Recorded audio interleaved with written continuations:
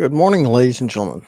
I'm Phil. This is Rangers Respite, and today I'm only sort of talking about the Virginia Whiskey Tournament. Polls are open, Instagram, Twitter. Links will be down there. Please go vote. I'm actually going to talk about one of the entrants in this week's polls. Copper Fox, they've got a facility in Williamsburg and a facility in Sperryville. They are one of the big dogs in Virginia craft distilling, and frankly, in craft distilling in general. They make fantastic single malt whiskey, great rye whiskey, and pretty darn good bourbon too. One thing that they sell, though, that is almost unique, I don't know of anybody else who's currently selling it. They sell new make by the liter. They bottle it at 62.5% alcohol by volume so that you get the full barrel entry proof or full maximum barrel entry proof of 125 proof, which is extremely cool.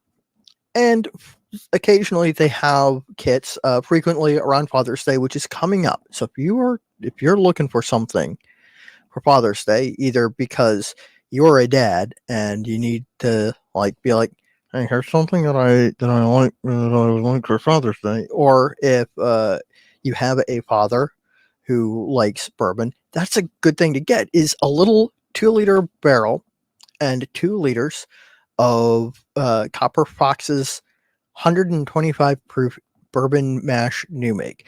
Now, I didn't do that because I didn't have barrels available when I ordered.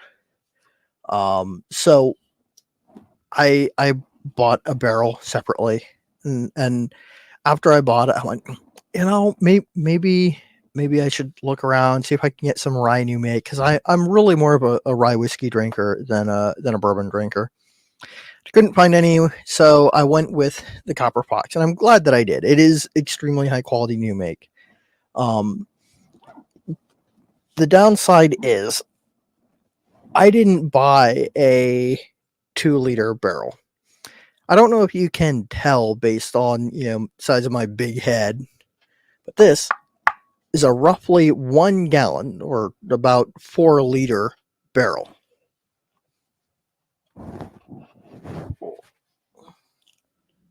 So I had to get about a gallon, roughly 4 liters of new make. Here's the thing. I didn't want to put it into the barrel at 125 proof. I thought that was a little bit on the high side. So I bought myself a food grade industrial vat, for lack of a better term. It's a 2-gallon tub. And I, over the course of about a week, proofed it down to 112.5 proof. I was aiming for 114, and I missed by a bit, and that's okay. And so on, what date was that? I've got it marked on the end of the barrel. On the 17th of March. On the 17th of March, I filled the barrel. And almost immediately, because, wintertime, we've got the heat on, people in the house. I mean, not wintertime, but early spring, I'm in Virginia. It's still cold. Sometimes halfway through April.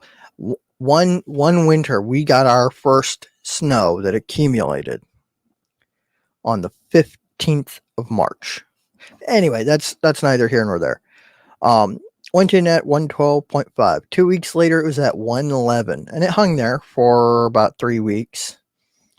And at 8 weeks, on the 5th of May, it was at 112 proof, and I was like, there we go.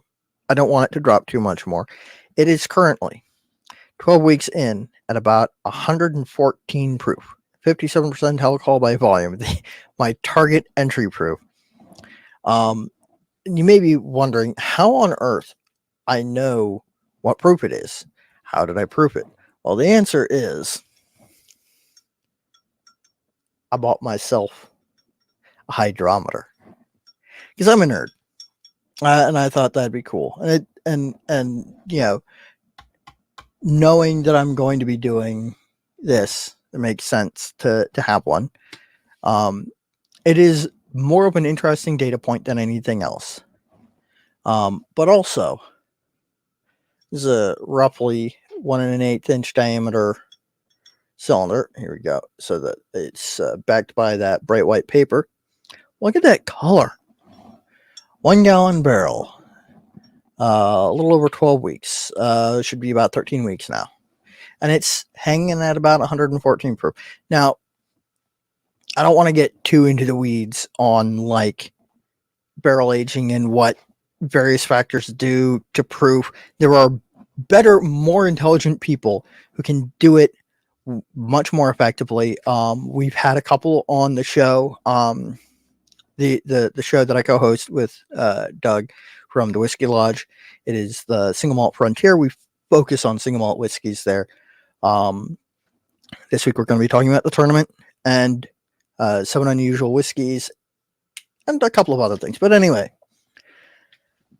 this is living in my room, my bedroom. So it's subject to the conditions of my bedroom. So in the winter or early-ish spring, before we had the AC going, before we shut off the heat even, because it was still regularly getting to just a hair above freezing, and I don't know if it's just us, but it isn't comfortable being just above freezing first thing in the morning. It just didn't. That's a fairly humid environment. I mean, not like walking through soup like it is outside currently, but turn on the AC, temperature drops into the house. We don't keep it cold, we keep it cool. But that means that the humidity also drops considerably. So the more humid the environment, the more alcohol evaporates, the less water evaporates. The drier the environment, the more water evaporates, the less alcohol. It's a trade-off. It's not a one-to-one. It's a complex. There's a rough estimate equation that I've seen that was way over my head, and it's only one of a number of factors. Temperature plays a role. Big changes plays a role. So because this in my room has stayed fairly steady, and a couple of dips and spikes, but fairly steady, this isn't getting the sort of wood interaction that it would if it were sitting outside. If it were sitting outside, the proof probably would have dropped close to 50% or 100 proof by now, just because of how humid it is outside. But all that heat and the cycling between day and night, and the cycling to the day point or dew point, would cause the whiskey inside to go into and out of the barrel much more and have much more barrel impact.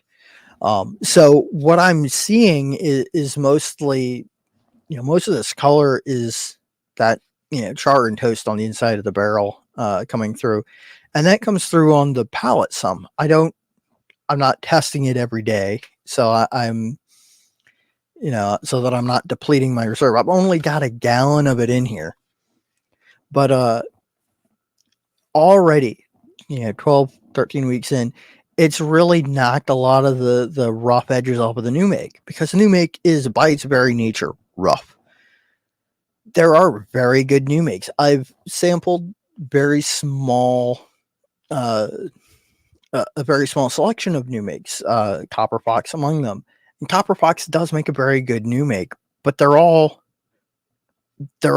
big grainy flavors, and at 125 proof and no aging to knock all the interesting weird compounds out of them. They're a little bit funky, they're very raw, and a little bit isopropyl-y. So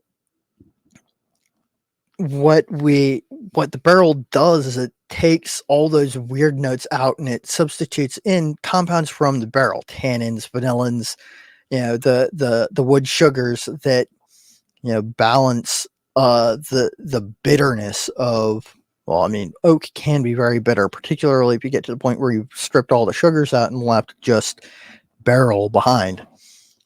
But I'm really happy with how this is going. And I'm really pleased with the way that the Copper Fox new make is taking to a barrel, especially at this small size. Small barrels don't typically do very well. And I've blathered on for long enough. I'm going to just grab myself a nifty little custom tasting glass made by a friend of mine. Interestingly, it is made from borosilicate glass, the same glass that they use for labware, so it's really good for you know, big temperature fluctuations. It's also fairly hardy glass in general. Just going to wipe down my hydrometer real quick.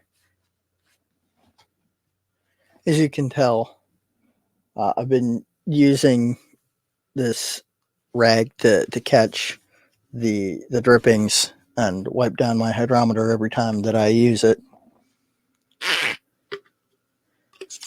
And plenty of that, barrel staining has come through onto it. It also barrels leak a little bit initially. I did the thing where you know fill your sink with water and you dunk the barrel with the bung in to try to get it to soak up water, and it did a little bit, but it still leaked some when I filled it. But anyway,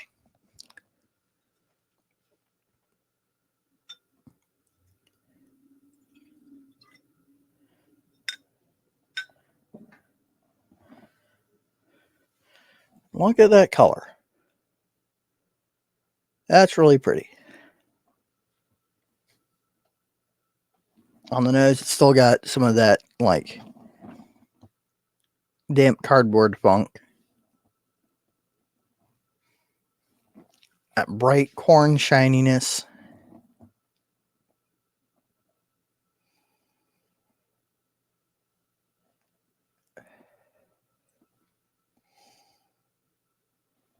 The the oak's starting to come through a little bit more strongly. It's definitely it's sort of hitting the young bourbon mark of there being some of that vanilla, some of that like caramel butterscotch sort of note, sawdust, but it's not real dusty yet. It's not real overpowering on the nose. I think that it's getting close to a good balance. I'm not sure yet. I'm gonna have to get some friends to validate my opinion on that. But I like it. I mean, I think that it's shaping up pretty well.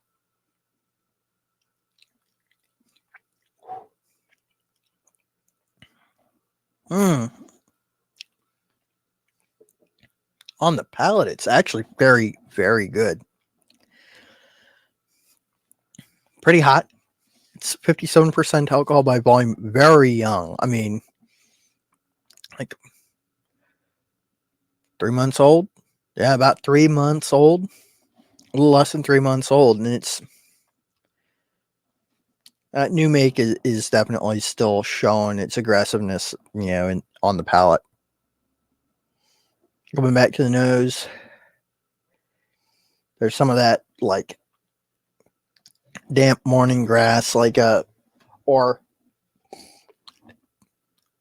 when it rains right after you mow, and you've got the wet, damp grass clippings. They're not super fresh anymore, but they've gotten damp and they're drying out in the sun again. It's got that kind of smell on the nose. I kind of like this. I'm going to have to get Doug's opinion on this.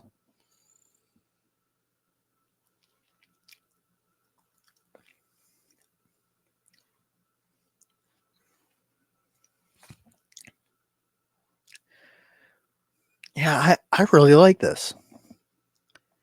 It isn't too aggressive on the oak. I think that this is starting to actually get to a really good balance. I wasn't expecting that. I was not at all expecting that. I'm going to have to get Doug's opinion on this. Maybe some other people's. Anyway, back to the Virginia Whiskey Tournament. Copper Fox is in the polls this week. If you like what they do, and I certainly do, please give them a vote. I'm sure Mr. Osmond would appreciate it, as would all the other folks at Copper Fox. And show them some love. You should definitely pick up some of their products. I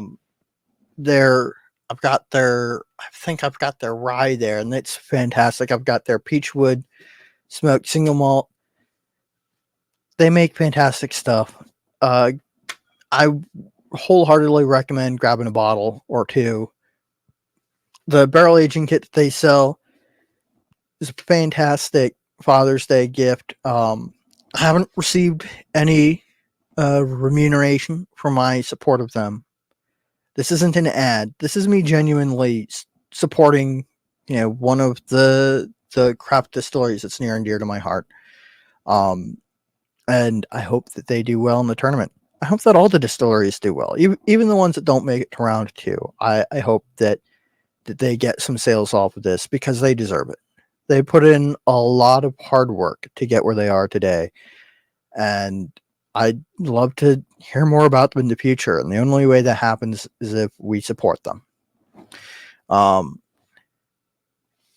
think that pretty much covers it. Links will be down in the description. If you like this video, let me know, and I will do more content with the barrel. I love doing these. I want to get back to making more videos. I will see you for another video, maybe a short, maybe not, tomorrow. In the meantime, stay happy, stay geeks. Stay happy, stay geeks. It's been so long. Stay happy, stay geeks. Sláinte.